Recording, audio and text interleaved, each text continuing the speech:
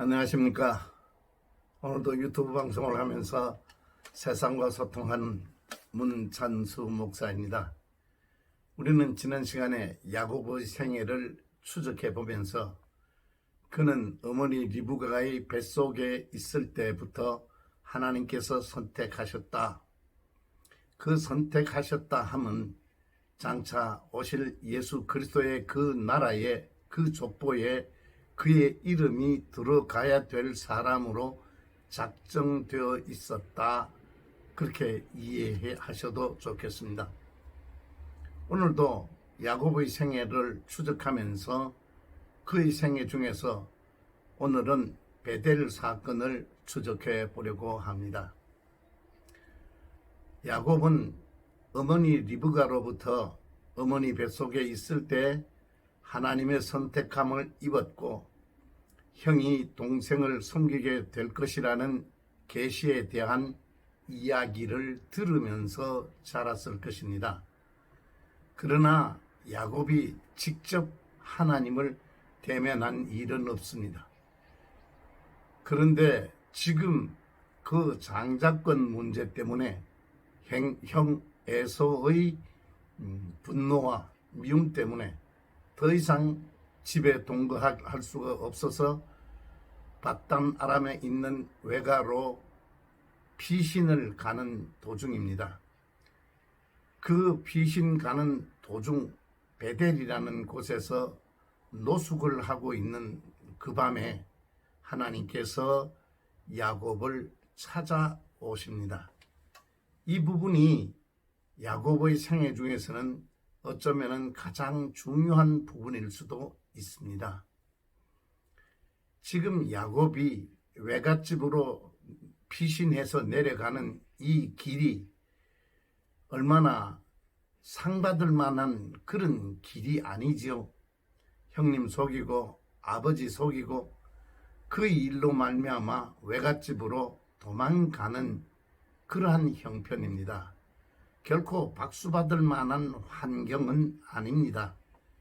그런데 그러한 야곱을 하나님께서 찾아오셔서 축복을 약속하시는데 창세기 28장 12절에서 15절까지 보면은 하나님께서 너와 네 자손으로 말미암아 천하 만민이 복을 받겠다 하는 아브라함과 이삭에 이어서 내려오는 믿음의 조상 복의 근원의 복을 약속하시는 것까지는 아브라함에게 했던 약속이나 이삭에게 했던 약속과 거의 동일한 약속을 하시는데 15절에 오면은 조금 다른 이야기가 나옵니다. 창세기 28장 15절에 보면 네가 어디를 가든지 내가 함께 하겠다. 그리고 내가 너에게 작정한 것을 다 이루기까지 절대로 너를 떠나지 않겠다 하는 말씀을 합니다. 축하할 만한 일이지요. 하나님께서 그 얄팍해 보이는 야곱, 좀 비겁해 보이는 야곱, 그 야곱에게 하나님이 찾아오셨다 하는 것 자체가 큰 영광이요 축복입니다.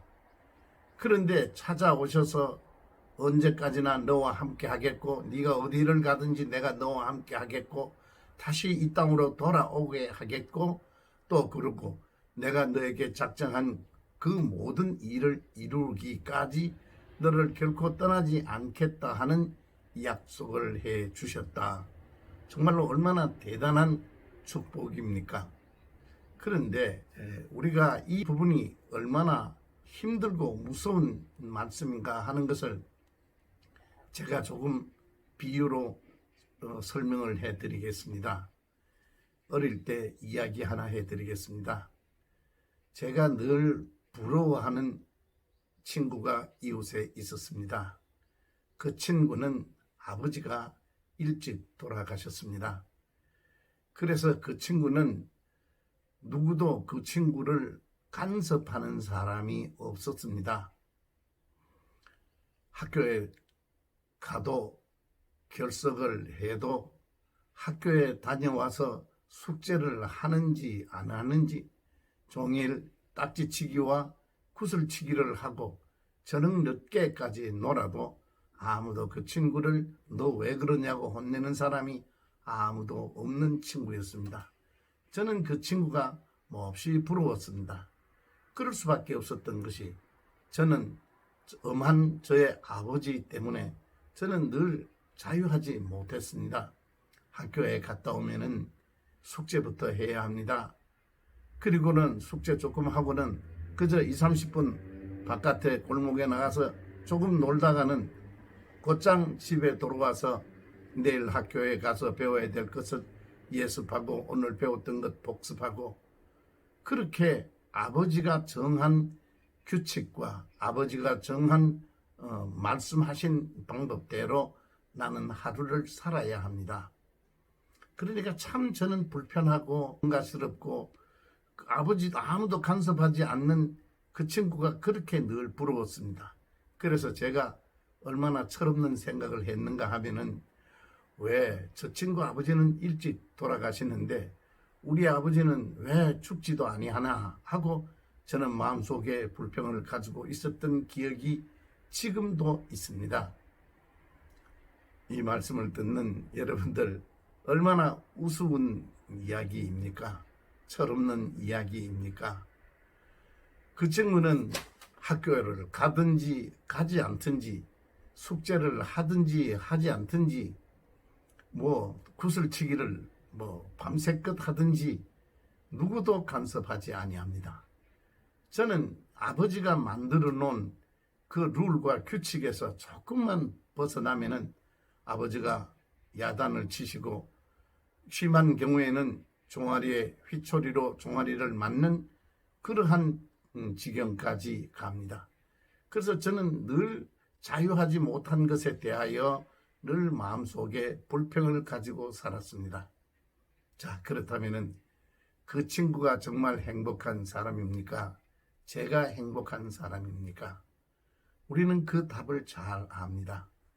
제가 왜 이 이야기를 하는가 하면은 야곱에게 하나님께서 네가 어디를 가든지 내가 너와 함께 하겠다. 그리고 다시 이 자리로 돌아오게 하겠다. 그리고 내가 너에게 작정한 것을 다 이루기까지 결코 너를 떠나지 않겠다 하는 그 말씀이 제가 우리 아버지의 명령하에 살던 것과 똑같은 그러한 입장이라 생각하시면 이해가 되시겠습니까?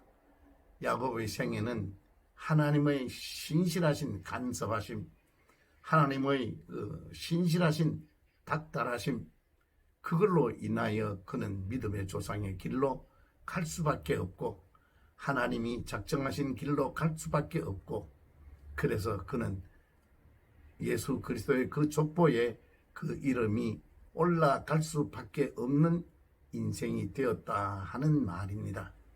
인간적으로는 좀 딱할 수도 있겠죠. 힘들 수도 있겠죠. 우리가 예수 믿고 신앙생활 한다라는 것은 우리가 창세 전부터 그리스도 예수 안에서 택함을 입었다라는 것은 야곱과 같은 자리에 우리가 초대되어 있다 하는 말입니다. 이 말이 얼마나 무서운 말인가, 얼마나 심각한 말인가 하는 것을 우리는 이해해야 합니다. 하나님의 별명이 무엇인 줄 아십니까? 하나님 별명 그러니까 깜짝 놀라시는 분도 계실 겁니다만 성경에 나와 있는 하나님의 별명 영원이라는 별명이 있습니다. 전능이라는 별명이 있습니다.